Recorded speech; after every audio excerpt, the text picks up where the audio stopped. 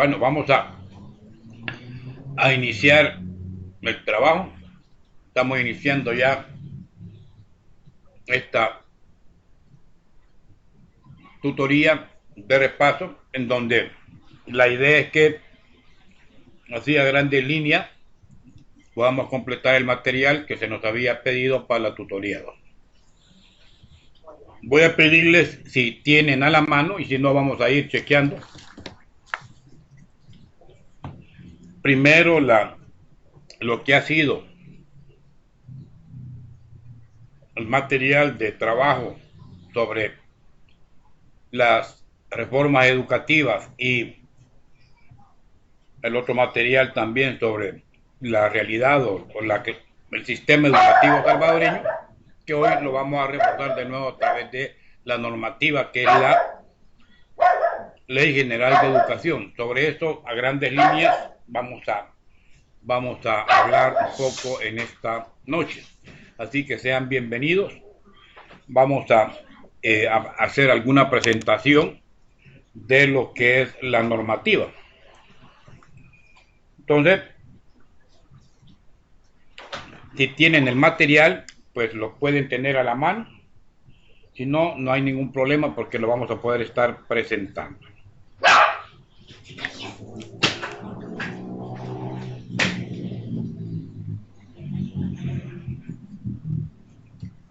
Ok.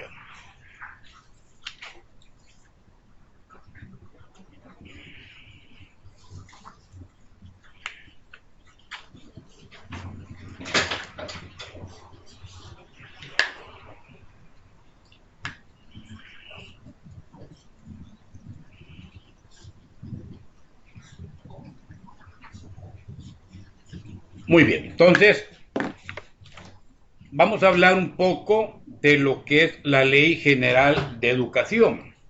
Esta ley, que es la que establece la norma sobre la que se sustenta la educación en El Salvador, está la ley compuesta de varias partes. Primero, hay que pensar que esta ley se ratifica como Ley General de la República en el año de 1990. Concretamente, el 11 de mayo del 90 es sancionada, es decretada como Ley de la República. En esa época era el presidente, el doctor Armando Calderón Sol, y la que era ministra de Educación era la licenciada Cecilia Gallardo Decano. Quiero decir que esta ley que en el 90 aparece ha sufrido en el transcurso del tiempo varias reformas a algunos artículos. Por ejemplo, 10 años después de ser sancionada, en noviembre del 2000, ya se hace la primera reforma. Diciembre de ese mismo año, segunda reforma de algunos artículos, y luego pasan 3 años hasta el 2003 que se hace una nueva reforma a algún articulado. El 2005 es otra de las reformas y así 2007, 2008, 2009 es la última de las reformas el 30 de octubre. En conclusión, han surgido 8 reformas a la Ley General de Educación y a veces, incluso en estos tiempos, también en un momento dado, estas reformas han sido ratificadas obviamente por la Asamblea Legislativa y ratificadas obviamente también por el presidente de la República hasta llegar al año 2009, que fue Mauricio Funes el que estaba en presidencia y que hace la última de las reformas, ¿verdad? Así que en alguna forma estamos con esa ubicación en el tiempo para que podamos tener un panorama general, ¿verdad? Ok, entonces,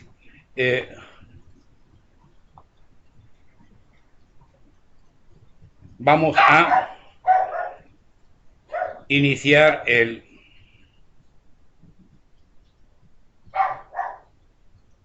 trabajo.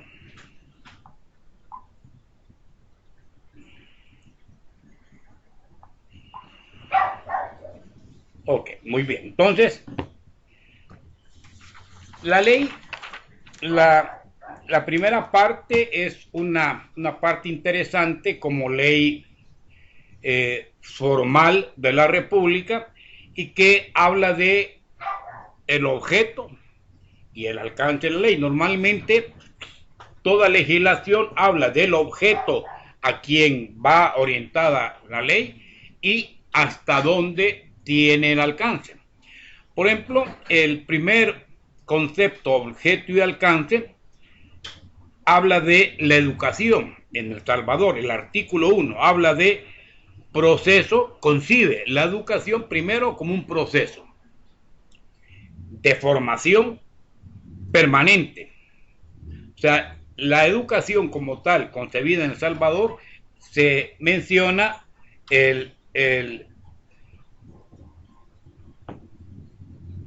la continuidad, la permanencia de la educación desde la pequeñez o desde los niños de pequeña edad hasta la educación superior. Pero habla de una educación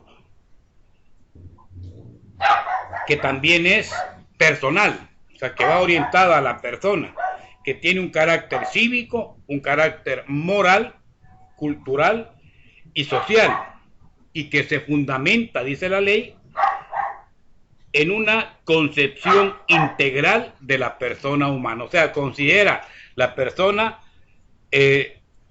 como un todo. De tal manera que viene a trabajar con la dignidad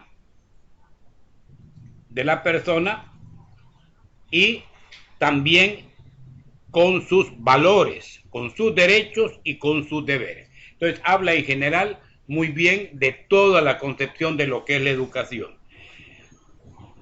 Ok, objeto y alcance de la ley. El artículo 2 habla de los fines de la educación y menciona, si se fijan, 6 fines, que son los de la educación.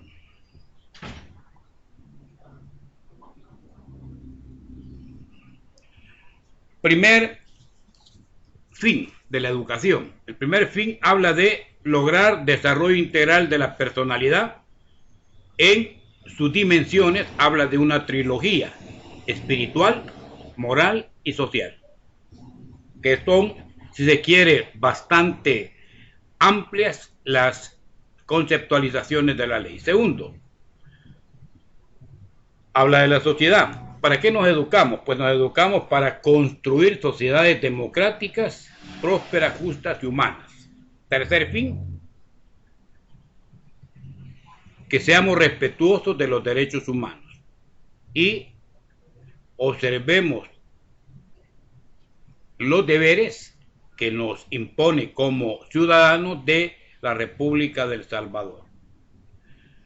Cuarto fin, se refiere a que debemos combatir el espíritu de intolerancia y de odio.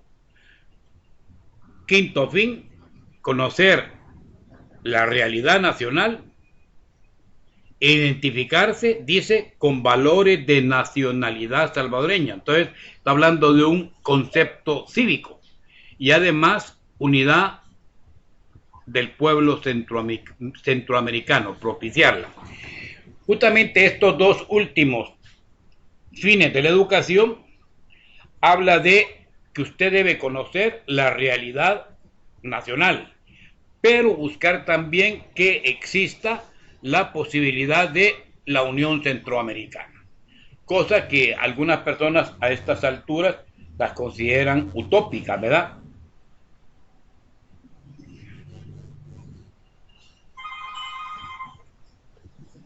De tal manera que, vamos a ver, no era nueva aplicación porque yo instalé Skype, no, yo dije que íbamos a funcionar era en esta semana con Skype.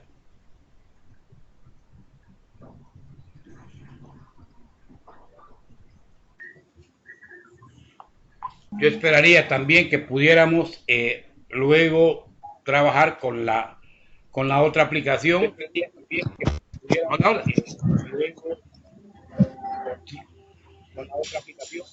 Hola, hola.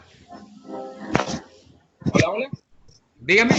Licenciado, fíjese que Eduardo, mi compañero, me dijo que él no se va a poder conectar a la tutoría porque al igual que yo, desinstaló la aplicación y en el caso de él no tiene espacio en su celular para instalarla de nuevo, entonces no se va a poder conectar, me dijo. Que le Eduardo, hiciera el bueno, favor de decirle a usted. va, cómo no, perfecto, lo tomaré en cuenta. Eduardo, apellido, ¿de qué sede, por cierto? Eduardo Marroquín, Santa Ana, ¿será? ¿Sí? Sí, Muy bien. sí, Eduardo Marroquín. Va, perfecto. Luis Enrique Marroquín, ¿verdad? También está conectado. Bienvenido. Ok. Bueno. Bueno.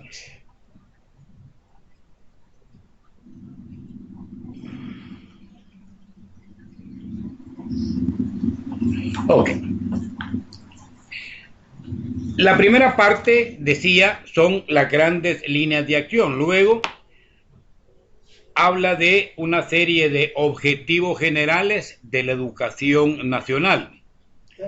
El primero de ellos, desarrollo al máximo, dice, de potencial físico, intelectual y espiritual. También es una terminología bastante, si se quiere, amplia, ¿no?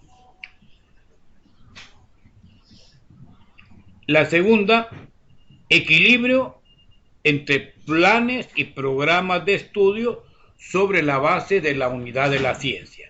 Si ustedes se fijan, estas grandes líneas de acción, algunas no son tan fáciles de conseguir, ¿verdad? Pudieran resultar hasta muy utópicas en realidad. Tercera dice establecer secuencias didácticas en los contenidos. Eso es un elemento que siempre se va a tener en cuenta y que existe, ¿verdad? Se hacen las secuencias didácticas.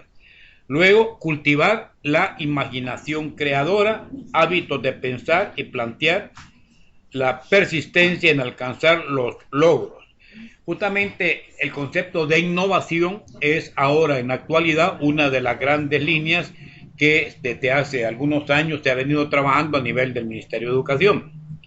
Luego, propiciar relaciones individuales y sociales en equitativo equilibrio entre los derechos y deberes de las personas.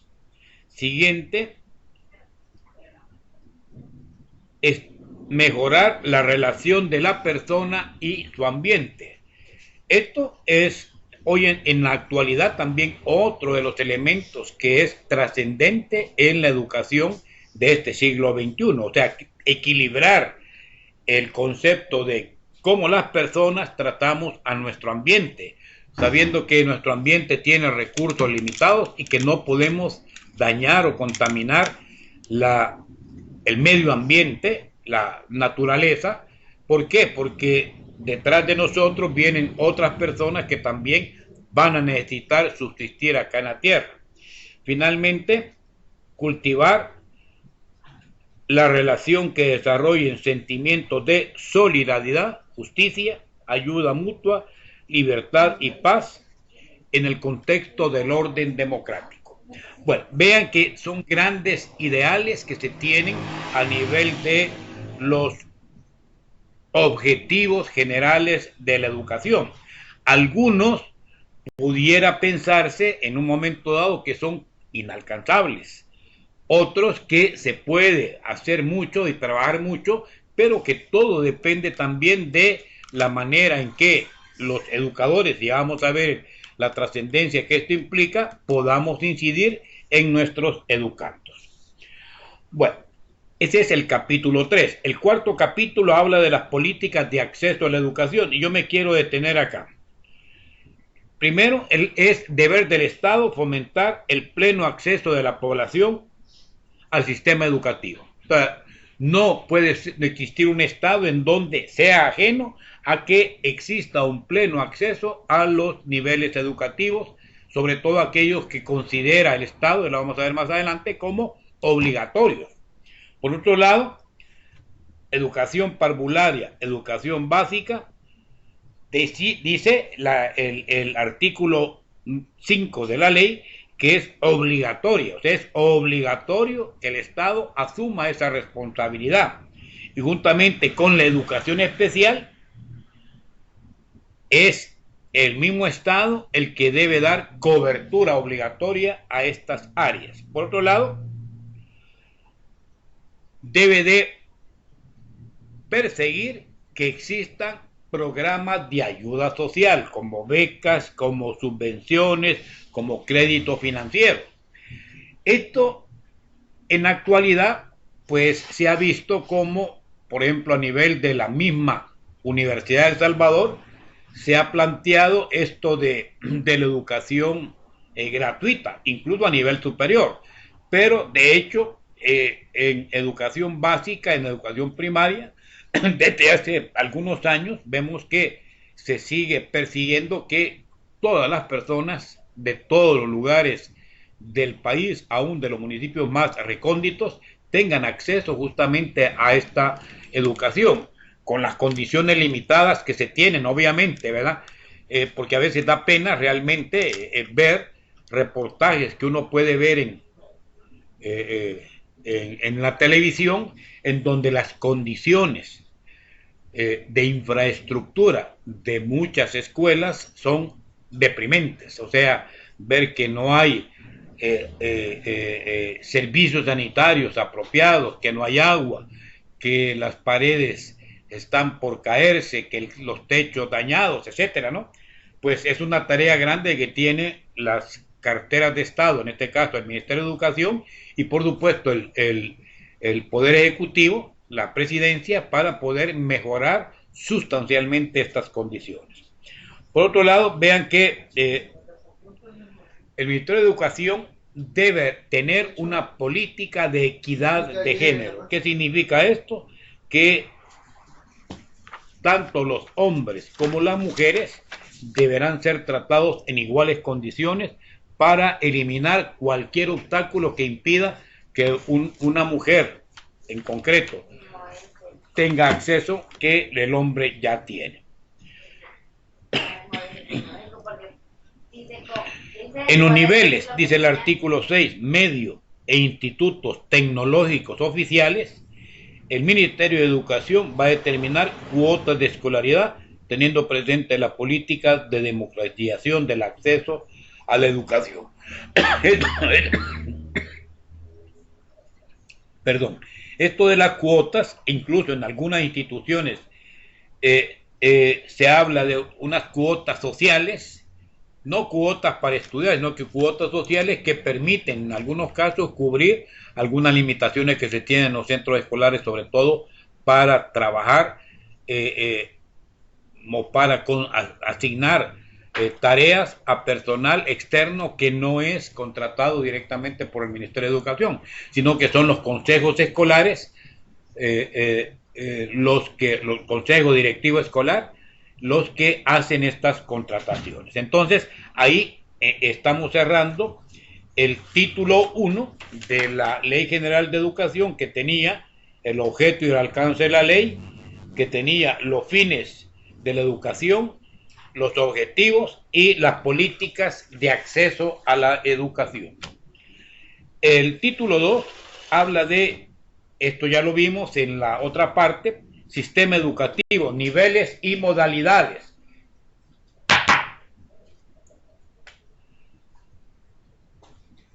Bueno, primero hablemos de las modalidades. Las modalidades.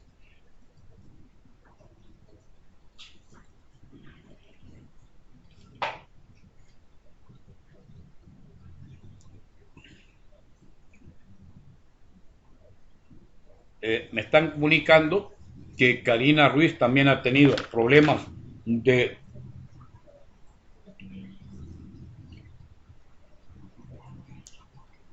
conectividad, igual que Eduardo Marroquín. Bueno, lo tomamos en cuenta.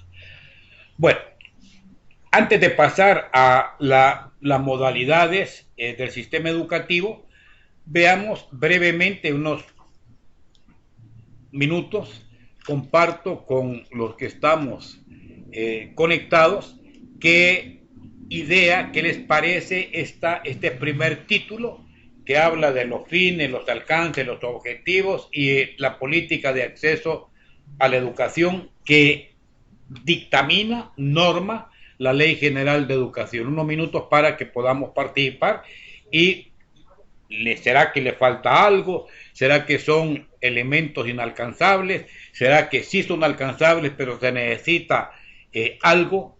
Pues dejo abierto para que opinemos. Buenas, sí, ingeniero. Yo pienso que, bueno, algunos de ellos son alcanzables, sin embargo, podemos ver términos bien ambiguos, como por ejemplo lo que es moral. O sea, en mi caso yo considero que la moral puede ser relativa. Sí. En una sociedad que no tiene clara lo que es su moral, sus valores, será lo que estamos viendo hoy en día, que hay gente que no tiene valores ni principios morales y quiere que todo se respete. Es decir, al fin y al cabo, las personas terminan haciendo lo que ellas quieren basado en lo que ellas piensan. No hay nada realmente definido. Lo que quiero decir es que hay un desorden, una quimera realmente de todo esto. Y por eso, desde ese momento, de que vemos en una ley que hay términos así de abiertos, considero que ya vienen los problemas para abajo. Considero que debería realmente tenerse claro qué es lo que se busca y qué es lo que se quiere. Cuando las cosas no están claras, entonces considero que es cuando vienen los problemas. Sí, igual. ¿Qué más? Igual dice inculcar el respeto a los derechos humanos. Ese es otro tema polémico, pues, porque hay muchas personas en una sociedad como la nuestra, tercermundista, donde no tenemos un nivel de educación realmente alto, sino que realmente pésimo. Tendríamos que analizar realmente cómo trabajan los derechos humanos. Derechos humanos que hoy atienden a criminales, violadores, asesinos. Pero hay que, como dice aquí mismo la ley, hay que combatir todo espíritu de intolerancia y de odio. Claro, por eso estamos como estamos, todo se permite. Porque al fin y al cabo nos van a perdonar, dice un criminal. Al fin y al cabo yo voy a estar en la prisión, me van a dar comida, voy a tener cama. Y no llegamos a nada. Sí, justamente estos aspectos, cuando se plantean, según lo que podemos ver en estos últimos 10, 15 o más años, hay, y bien es cierto, una decadencia en muchos de estos conceptos. Justamente yo les comentara, el concepto de moral, urbanidad y cívica, así se llamaba, era una concepción de los años 60, 58, 55, 60. Y yo no quisiera perder la oportunidad de decirles que este es uno de los grandes retos que se tienen a nivel de la sociedad salvadoreña, no solo del ministerio, ¿verdad? Porque al final de cuentas estamos claros que en la escuela, es cierto, se da una instrucción, se da una educación, pero que es complementaria con las responsabilidades que tiene la misma familia. Y el problema, yo lo veo lastimosamente muy crítico, muy serio en estos años que vienen. Tenemos que dar un rumbo, tener un punto de inflexión para poder mejorar estas situaciones. Hay poca comunicación entre padres e hijos. Probablemente si en un hogar tanto la mamá como el papá trabajan, esa es una limitante para que en el hogar el hijo pueda ser educado en valores, justamente, porque la moral al final, ¿qué es? Es respeto a derechos humanos, es cultivo de valores, cultivo de buenas costumbres, etcétera, ¿no? De tal manera que todo es un trabajo que no solo puede ser orientado a que el Estado necesariamente tenga que participar, claro que le toca su parte, pues obviamente a través de las escuelas, pero a través de los maestros, pero también es parte importante la misma sociedad, la pequeña comunidad, que podríamos decir que es la familia. Por ahí se comienza, entonces hay mucho que trabajar y tener claro de que algunas ideas de estas tendrán en su momento de ser ratificadas, de ser analizadas, si de verdad, conciencia, se pueden cumplir o qué se necesita todavía para impulsar este concepto que si lo viéramos así superficialmente y no viviéramos en El Salvador, pues son conceptos que si se cumplieran sería un país muy en ánimo de trabajo y de prosperidad, pero no es así. Vemos la violencia, vemos la intolerancia, el odio, etcétera, que no van de la mano de los fines de la educación. Bien, vamos a seguir y luego, ok, en el título 2 es una parte interesante que debemos conocer y está relacionado a los niveles y las modalidades. Primero, hablemos de las modalidades. Debemos de entender que hay una educación de tipo no formal y otra educación de tipo formal. Obviamente la educación formal es la que imparte las escuelas, habla de establecimientos educativos autorizados en años, en ciclos, etcétera, en años si se trata de colegios y escuelas, o en ciclos si se trata de estudios superiores. Incluso en algunos técnicos se habla de módulos, ¿verdad? Después de un módulo viene un proceso de evaluación para generar nuevos módulos. Bien, esa es la educación formal, pero hay una educación que no es formal. Esta educación no formal se debe de ofrecer para completar, actualizar, ampliar conocimiento y formar, ya sea en aspectos académicos o laborales, sin estar sujeto exclusivamente a niveles y grados de educación formal. Sería, por ejemplo, los institutos técnicos que forman operarios, que forman profesional de mano de obra calificada, como podría ser el INSAFOR, ¿verdad? Como podría ser Cámara de Comercio, y así otras instituciones que tienen que ver con esta formación o esta educación no formal. Además de la educación no formal, educación formal, hay una educación que el mismo artículo 10 habla de educación informal. Y esta es aquella que se adquiere no por medio de un establecimiento, sino que es aquella educación espontánea proveniente de personas, entidades, medios masivos, etcétera. O sea, todo lo que nos nutre como parte de una educación, pero que no es ni la escuela ni los institutos, sino que es nuestro entorno, también se considera como esta parte. Ok.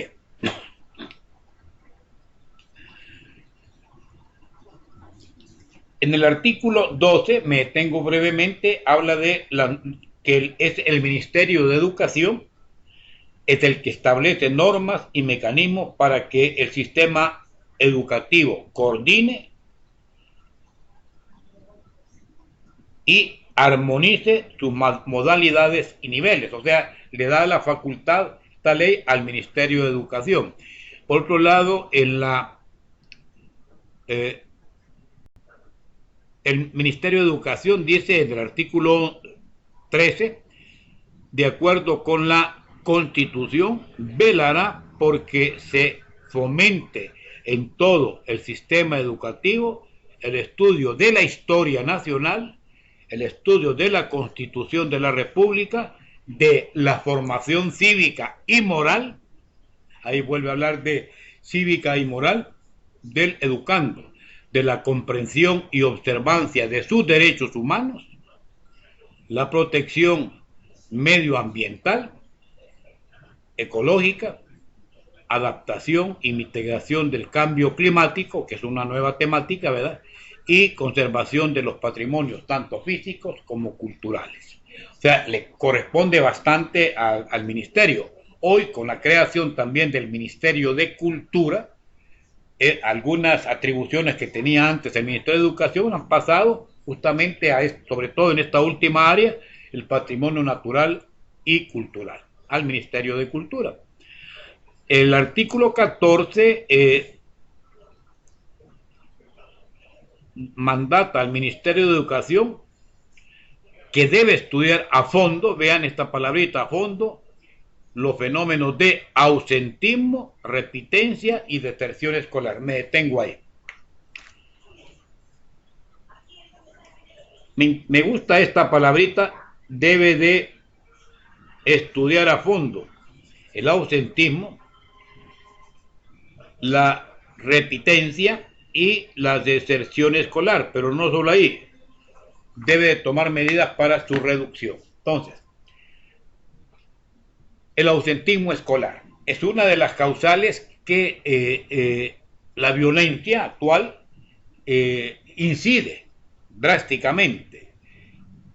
La repitencia, o sea, personas que estudian, que se hacen presentes, pero que no alcanzan, por las razones que sean, los niveles mínimos de capacidades para pasar al siguiente nivel o grado. Y por último, la deserción escolar. Ausentismo y deserción escolar son dos conceptos totalmente distintos, ¿verdad? El ausentismo no implica una deserción, el ausentismo es un estudiante que de 5 días a la semana solo llega a 2, porque los otros 3 días tiene que en su casa colaborar.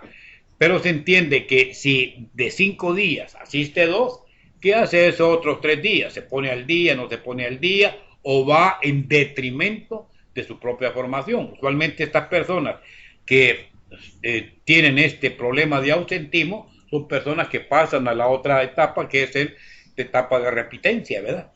Y si esto persiste en un momento dado también, si ha repetido un año 1 o 2 veces, probablemente también llegue a un nivel de deserción escolar porque no le haya sentido, porque no tiene el tiempo suficiente ni los mecanismos suficientes para el estudio. Por otro lado, también con relación a la alfabetización, el artículo 15 nos menciona que son procesos de interés social, o sea, es prioridad para los ministerios de educación, en particular para el nuestro, incidir en forma global en los procesos de alfabetización. El gobierno anterior del presidente Sánchez Serén le dio bastante importancia a esto. Y el eslogan de municipios, llevamos tantos municipios alfabetizados o con niveles casi cero, casi nulos de personas analfabetas, pues fue uno de los, llamemos, de los procesos que más se publicitó y que en el fondo también hubo cooperación internacional de misiones cubanas que colaboraron en esta línea. Fue algo que a mi modo de ver también es algo positivo, esto de la alfabetización, y que debería de replicarse. Claro, en este momento todavía no estoy, por lo menos yo, viendo que eso va a continuar. Habría que buscar, pensar en otros mecanismos, este gobierno también, para ver de qué manera puede incidir en eliminar el analfabetismo en todos los municipios que aún faltan por ser eliminados. Y termino como el artículo 15A, que habla, el 15 era la alfabetización y el 15A habla de la lengua de señas, el lenguaje de señas. Lo reconoce como lengua natural y oficial de las personas sordas salvadoreñas. Esto también es otro elemento que fue casi de los últimos, la última reforma. Antes el lenguaje de señas lo conocían muy pocas personas. Hoy esto se está difundiendo de tal manera que personas sordas, que al final son mudas porque no oyen, ¿verdad? no han escuchado palabras, entonces han desarrollado grandes campañas de difusión de este lenguaje. Yo conozco muchos casos de universitarios que ya son profesionales y que sus padres se empeñaron en ayudarles a salir adelante, porque obviamente en una institución educativa pudiera ser que la misma institución educativa tenga personas que ayuden en estos casos detectados, se deben detectar obviamente para que salgan adelante, pero si no es el mismo padre de familia que tiene que hacer el esfuerzo para que su hijo con estas dificultades o con estas limitaciones pueda tener acceso sin ningún problema a los procesos científicos, a los procesos técnicos que en ese momento está desarrollando. Y digo así, muy conocedor de esto, conozco 3 casos concretamente de personas que en la Universidad Don Bosco se han graduado de ingenieros, fíjense, y 2 de ellos y otro de licenciado en mercadotecnia. Y digo, esto, si yo lo viera allá antes del siglo XX, ¿verdad? Antes del siglo XXI, o sea, en el siglo XX, 1990, 1998, 99, no existía la posibilidad para muchas personas que no tenían esta capacidad de habla, pero que son personas también normales, son salvadoreños y que la misma ley en este artículo 15A, que es el agregado, los toma en cuenta. Bien, me detengo ahí para que podamos comentar esto del sistema educativo y ver de qué manera hay comentarios positivos. Vamos a ver, Pedro José. Sí, comentar en el caso, ingeniero. Dígame. Muchas veces el lenguaje de señas había sido antes no tomado tan en cuenta como usted me lo menciona. Sin embargo, el día de ahora, hasta los propios colegios se están encargando de capacitar a los docentes, cuando muchas veces en los años anteriores no había tanto realce. Ahora bien, ¿será que de pronto, si lo aprendemos correctamente, es un gran beneficio? Porque de pronto el estudiante logra una mayor probabilidad de éxito en el proceso de enseñanza-aprendizaje al hacer una adecuación curricular, ¿verdad? Sin embargo, ¿qué hace o no? Yo estoy a favor de hacerlo, pero yo me pongo a pensar, imagínense que estamos en un salón de clases, tenemos 40 estudiantes, de esos 40, 39 no tienen esa discapacidad o situación especial. Limitación, ¿verdad? Limitación, ¿verdad? Entonces, en el caso, ¿qué hacer? Porque de pronto yo digo, yo puedo saber hacerlo, ok, pero ¿cómo voy a hacer para entretener a los 39 y que no me hagan una fiesta en el grado mientras estoy atendiendo al niño? Entonces, de pronto el sistema educativo debe de corregir un poco y yo diría, fuera mi caso, ¿verdad? Podría decir fácilmente que el profesor tenga, qué sé yo, 20 a 30 estudiantes y un auxiliar. Correcto. Porque de pronto un ejemplo en las escuelas mayoritarias, por lo menos de Sonsonate, puedo mencionar fácilmente una, se llama República de Haití, tiene un auxiliar, pero esta persona anda en todos los salones. Es decir, imagínese cómo le va a hacer si solo llega media hora con el niño. No es como que tenga un auxiliar por salón de clase en la cual usted puede atender a esta persona y puede darle un seguimiento. Vale, fíjese. Justamente este artículo, que es de los últimos, es la reforma número 12, que si no me equivoco fue ya en el 2009.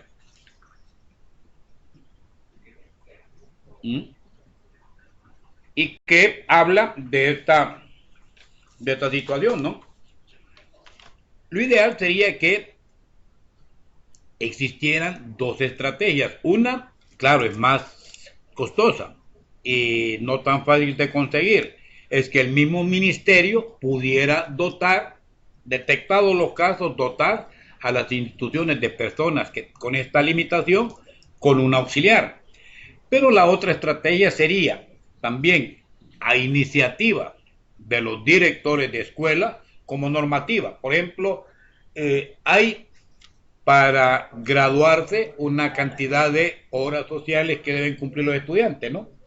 Entonces, podría ir en esa línea de trabajo el servicio social que los mismos estudiantes pudieran tener, y pueden ser estudiantes de la misma institución o estudiantes de universidades que llegasen a colaborar durante, qué sé yo, 5 o 6 meses para tener derecho a ese servicio social, detectadas las dificultades que se tienen. O sea, no necesariamente tendría que ser un costo adicional al ministerio, sino que podría ser una política de servicio social implantado por las mismas instituciones de educación superior. Claro, ¿esto qué requeriría? Requeriría una formación primero para estas personas para que pudiesen colaborar en esa línea. Se me ocurre en este momento esta idea, ¿verdad?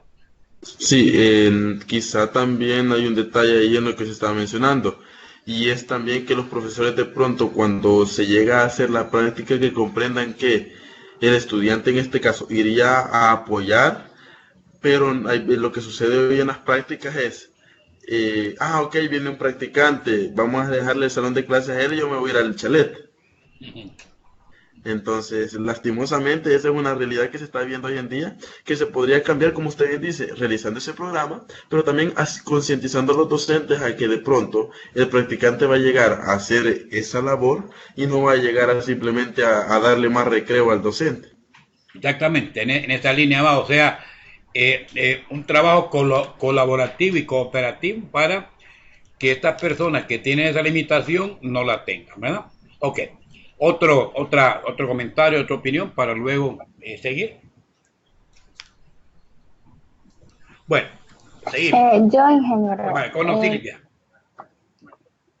Con respecto a lo del ausentismo, repitencia y la deserción. Son 3 elementos. Fíjense que esto es importante. Estos 3 elementos existen en toda institución. Niños o niñas que se ausentan, que repiten o que ya no llegan a la escuela. Sí, dígame, Silvia.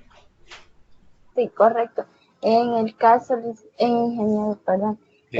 Se da el caso de que más adelante se menciona de que por estos problemas se facilita el acceso a la educación.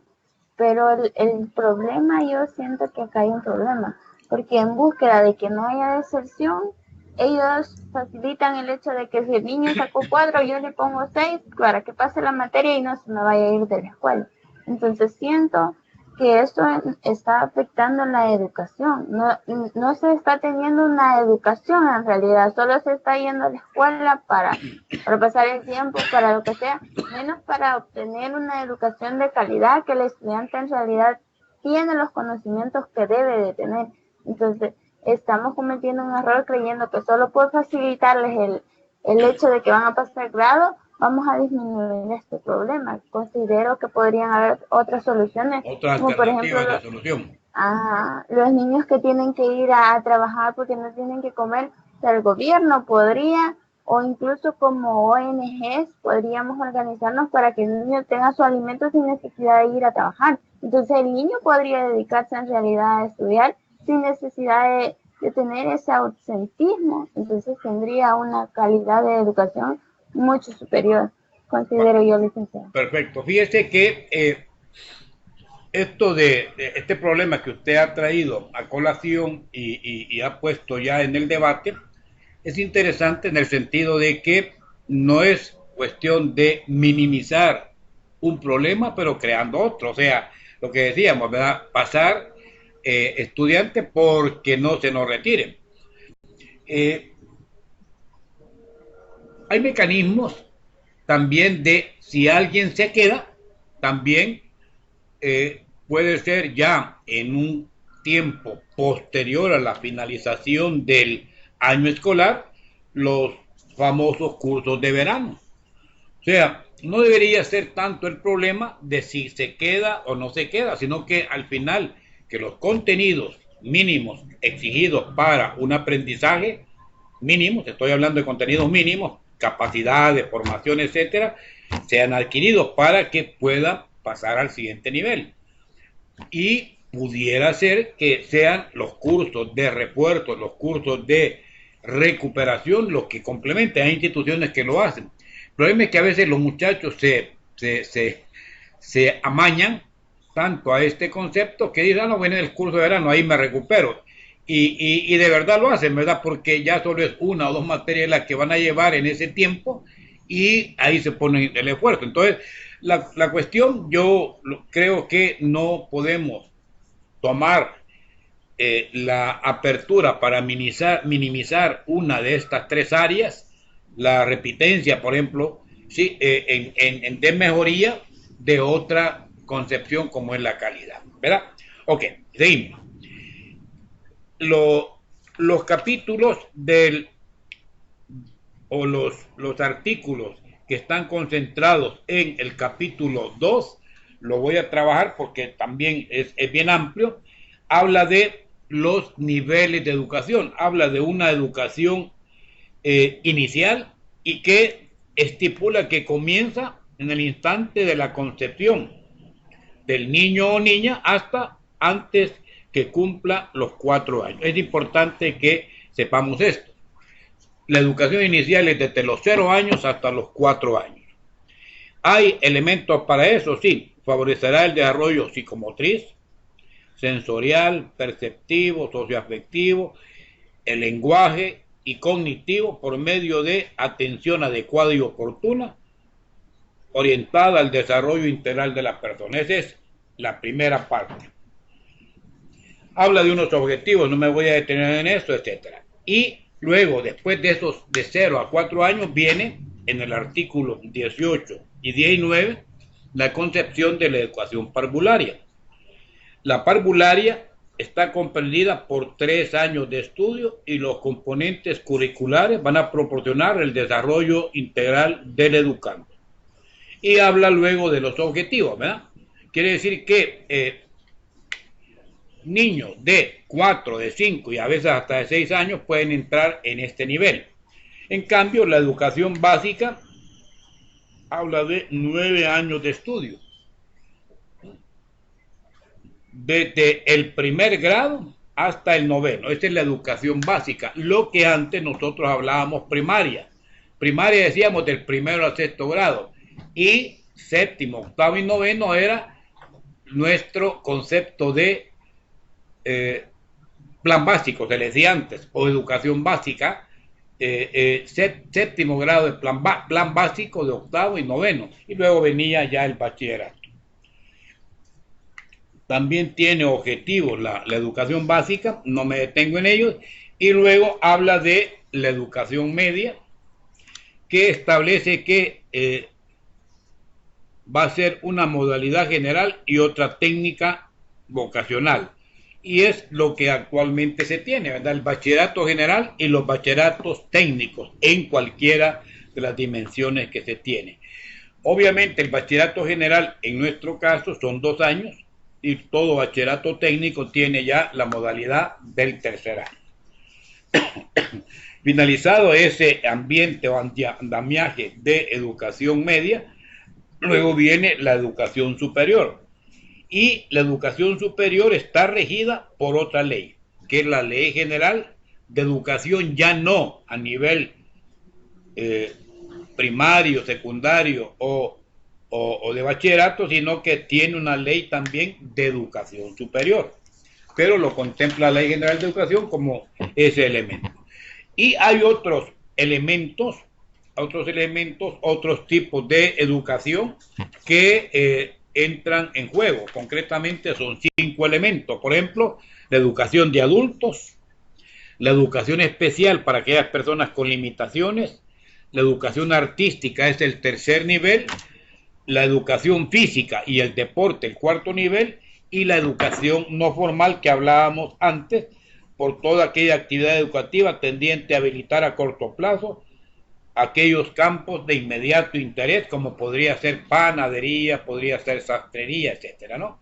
Bueno, entonces, si se fijan, hay 5 esquemas diferentes de educación, aparte de la educación formal, ¿verdad? La que decíamos que era la educación dada en los establecimientos escolares y que llegaba hasta la educación superior.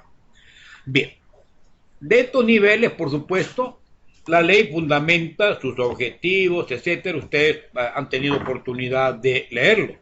Y siempre en todos es importante de que deben existir planes, programas y secuencias didácticas que llevan a feliz término los objetivos que se plantean.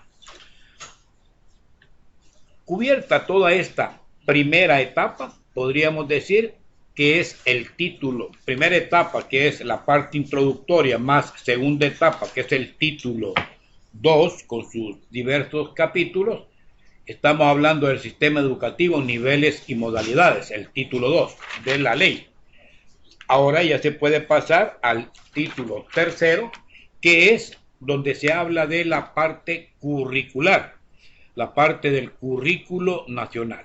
Y el artículo 47 establece que es el mismo Ministerio de Educación que establece el currículo nacional, que este currículo debe ser sistematizado, divulgado y explicado ampliamente. Además, mandata que el mismo Ministerio de Educación mantendrá procesos de investigación cultural, educativa, etcétera, y que toda esta concepción del currículo debe tener un carácter formativo y preventivo. Así, las grandes líneas de lo que es el currículo nacional, que si se recuerdan era otra de las partes, hablábamos de las licenciaturas en ciencias de la educación, como una conceptualización, ¿verdad? Pero también se recuerdan que cuando en la clase, la tutoría 1, se hablaba también que el currículo y la evaluación, que es del siguiente capítulo, son parte importante de los procesos educativos. Entonces, el articulado del 51 en adelante hasta el artículo 58 habla de todo lo que es el proceso de evaluación curricular, evaluación de logros de aprendizaje, evaluación de la gestión institucional. O sea, existe un proceso evaluativo que cada institución es sometida año con año. Se evalúa el currículo, se evalúa el logro de aprendizaje a través de distintas pruebas y la evaluación de la gestión administrativa institucional de las escuelas. Luego, que habla el artículo 56, que la evaluación educativa debe aportar a las instancias correspondientes del MINED la formación pertinente, oportuna y confiable para apoyar la toma de decisiones en procesos de enseñanza-aprendizaje, diseños y desarrollos curriculares, programas y proyectos, políticas educativas y aspectos organizativos y administrativos. Entonces, fíjense que la ley administrativamente está dando lineamientos también, no solo de la parte formal curricular, sino que también de la parte de evaluación educativa. Hay dos grandes líneas de acción. Veamos en esta temática si hay algo que quisiéramos aportar o alguna duda que pueda surgir con relación a el título 2 que estamos trabajando, el título 3, que es el currículo y la evaluación educativa. Dejo abierto el micrófono o el chat para que podamos compartir, opinar o generar alguna idea de pensamiento que ayude a comprender estas grandes líneas de acción que presenta la Ley General de Educación en estas áreas, currículo y evaluación educativa.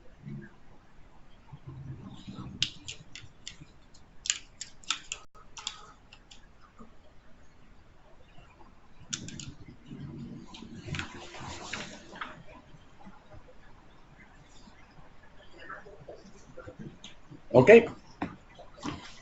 Bueno, si no hay, seguimos para no detenernos. El capítulo 3 de este título 3 aparece una normativa de las acreditaciones y registros, o sea, equivalencias de estudio, de qué manera se hace, las incorporaciones de personas que hayan estudiado en otros países, el registro académico, cómo se lleva, etcétera. Esa es la parte, si se quiere, administrativa de todo lo que se refiere a llevar normadamente la acreditación y el registro de instituciones, acreditación y registro de estudiantes que van aprobando grados, etcétera. Ese es el título 3, el capítulo 3 de ese título 3. Luego, ya en el título 4 aparece la administración educativa, la supervisión educativa y los centros oficiales de educación en el capítulo 3. Completando, después de los centros oficiales, los centros privados de educación. Entonces, este título 4 nos habla de qué manera se administra la educación en cada una de las instancias que corresponden a la parte formal del ministerio, como también a la parte formal de las instituciones educativas. Luego se habla de la supervisión educativa que se va a llevar a cabo en general en centros privados y centros también públicos, y finalmente de qué manera hay una normativa para tanto los centros oficiales de educación como los centros particulares. Entonces, no me voy a detener mucho en esto porque es interesante que el bloque general de la ley compete a la parte administrativa, la parte formal, y hoy está aterrizando acá con los diversos tipos de elementos a tomar en cuenta, desde la acreditación, registro, la administración educativa y, como decía, la supervisión tanto a nivel público como a nivel oficial, ¿no? Centros privados y centros oficiales.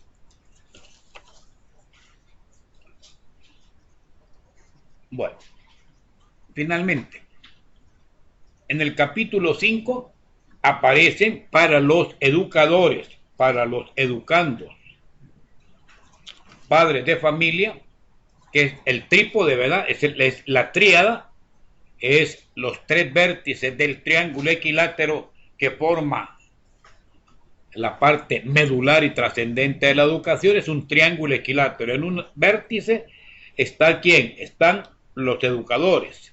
En otro vértice están los educandos. Y en el tercer vértice está la otra parte importante, que son los padres de familia. Si ustedes se fijan, estos tres actores, maestros, educandos y padres de familia, son los que se deben de encargar de velar por la calidad educativa nacional. Muchas veces todo se le deja a la escuela, son los docentes, los mismos educandos, pero los padres de familia, que tienen una serie de normativas, ¿verdad? Tienen responsabilidades, dice la ley, en la formación del educando. Además, los padres deben involucrarse responsablemente en la formación de sus hijos, responsablemente. ¿A través de qué?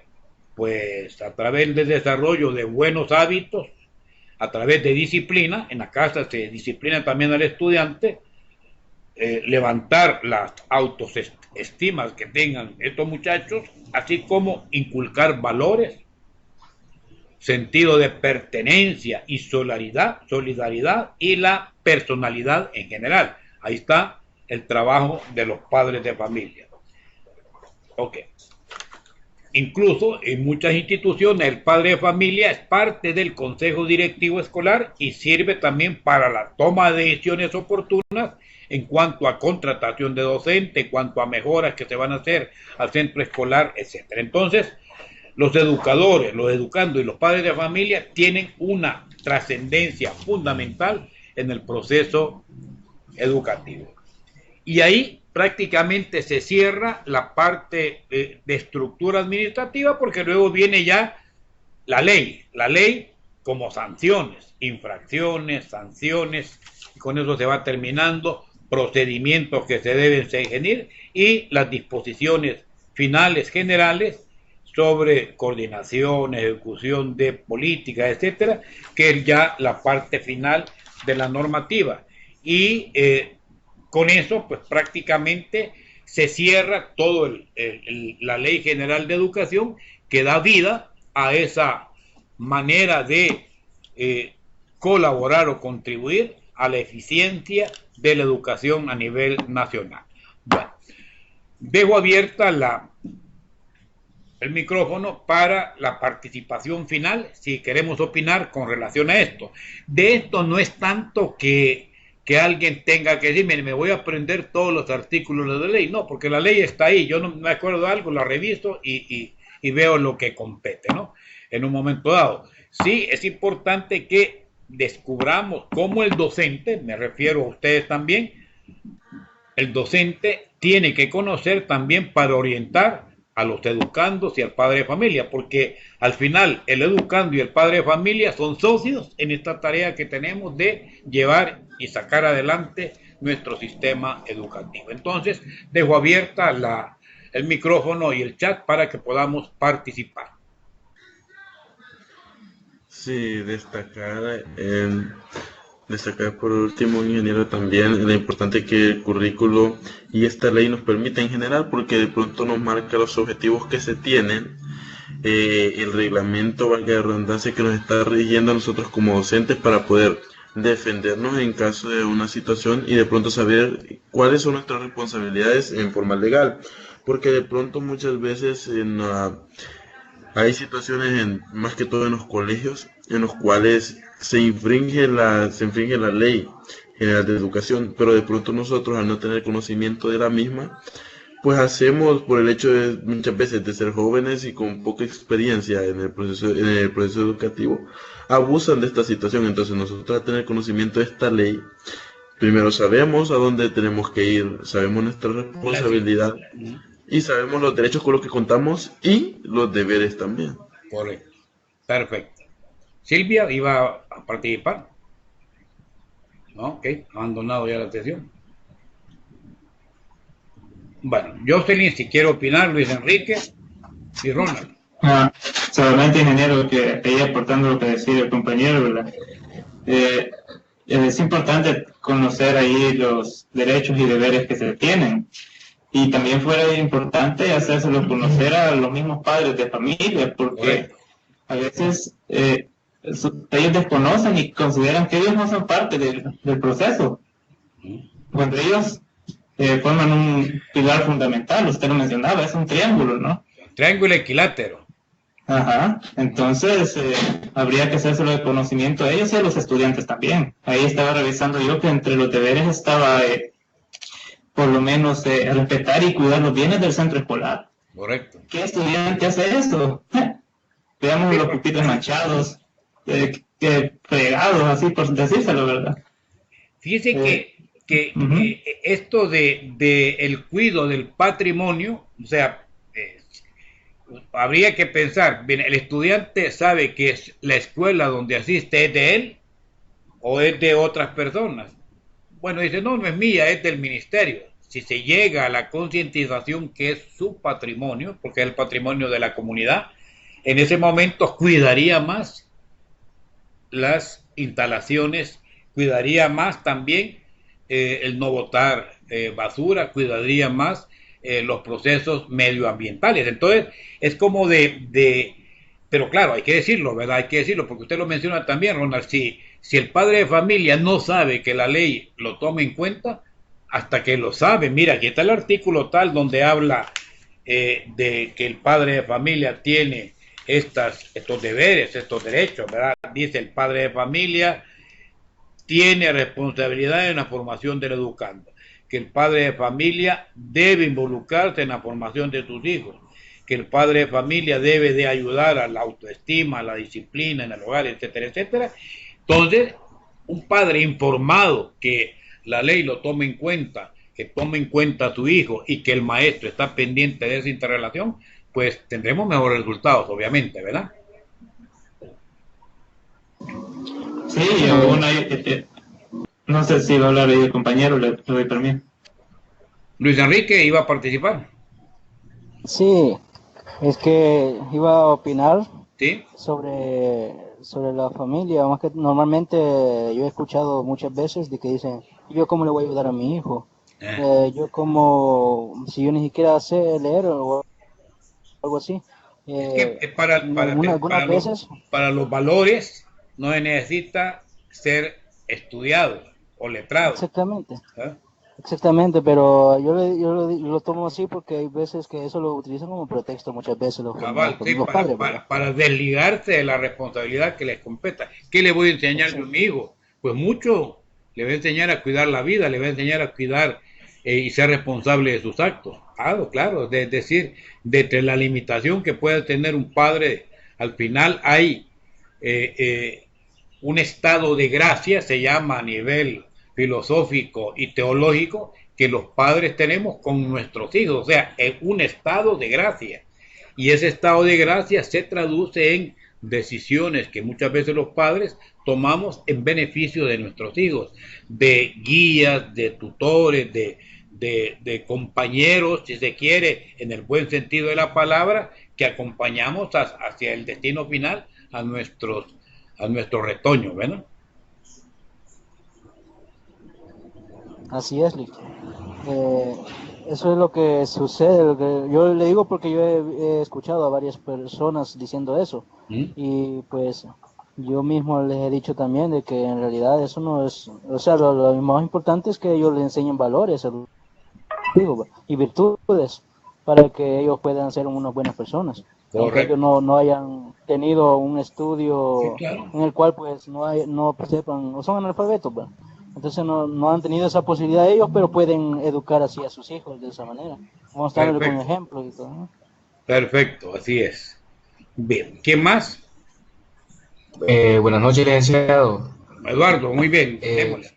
sí, fíjese que desde las 8 por ahí por las 8:20 quizás, estaba intentando conectarme, pero pensé que íbamos a utilizar la aplicación de Teams.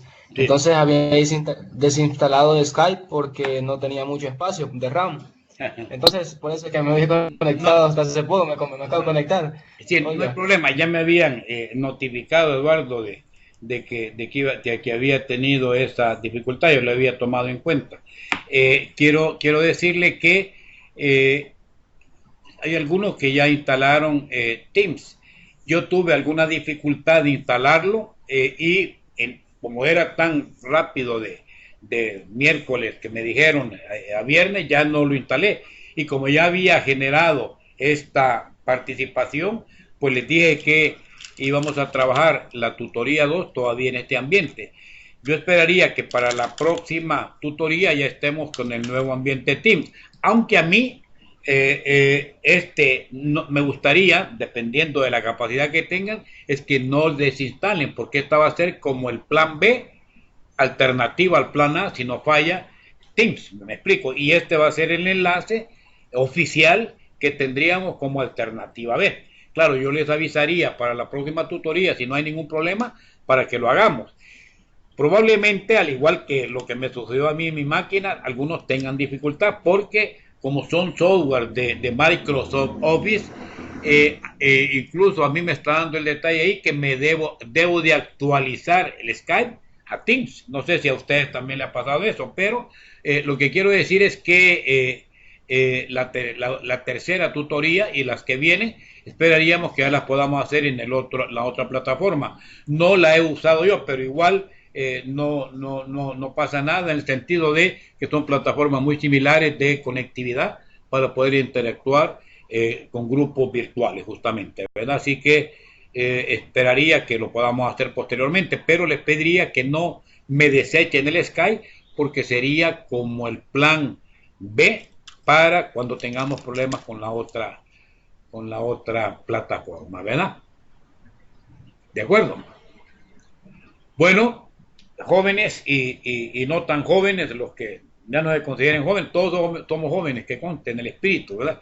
Así que ha sido un gusto poder estar con ustedes, compartiendo un poquitín de lo que es esta normativa, este formato general de la ley de educación, ley general de educación, que nos da líneas de acción globales y que nos pone grandes retos. Somos parte importante junto con los padres de familia y junto con los estudiantes también del quehacer educativo. Entonces, empoderarnos y conocer de estos conceptos nos enriquece mucho nuestra labor educativa. Así que espero que puedan entregar, si es que no lo han hecho este día, la tarea que se ha dejado para este día, y si no, es la parte relativa al control de lectura, ¿verdad?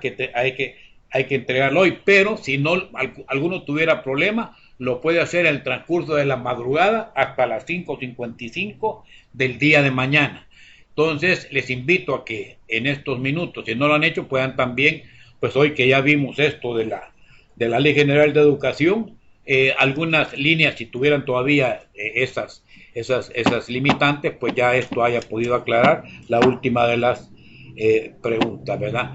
Sobre la Ley General de Educación, aparte de las primeras que ya muchos venían trabajando con la síntesis y la parte de el mapa conceptual sobre lo que es el sistema educativo con sus distintas líneas de acción, ¿verdad? Sistemas educativos, modalidades también, y de qué manera cada reforma trajo consigo un cierto aporte o un cierto cambio de años, de modalidades, etc. Entonces, ¿qué es lo que nos interesaba conocer en esta unidad 2? Estaríamos pendientes para entrar a la unidad 3, que ya han colocado algún material ahí y que va a tener que ver con el perfil del docente en el área de matemáticas, las características que debe tener un docente en esta área. Entonces, les invito a que puedan descargar sus materiales y leerlo, y nos estaríamos viendo en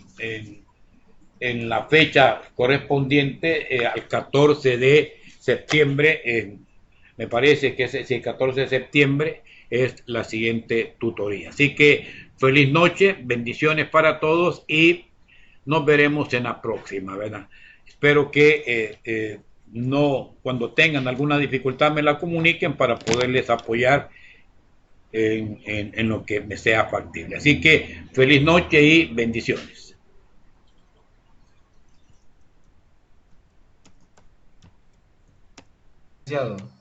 ¿Ok? Excelente.